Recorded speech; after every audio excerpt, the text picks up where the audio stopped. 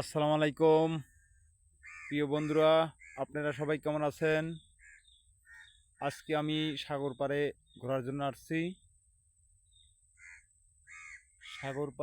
জন্য আসছি।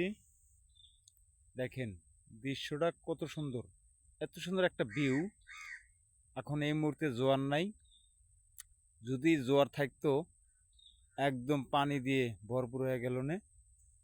ঠিক আছে, এই মুহূর্তে জোয়ার নাই, একদম জোয়ার একদম নিচে চলে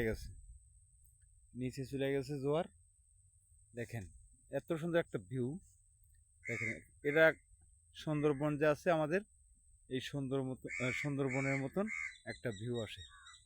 দেখেন এই গাছগুলো পানির ভিতরে হয়, আবার ফির এই পানিটি শেষ হয়ে যায়। সবাই ভালো থাকবেন, আমার জন্য দোয়া করবেন।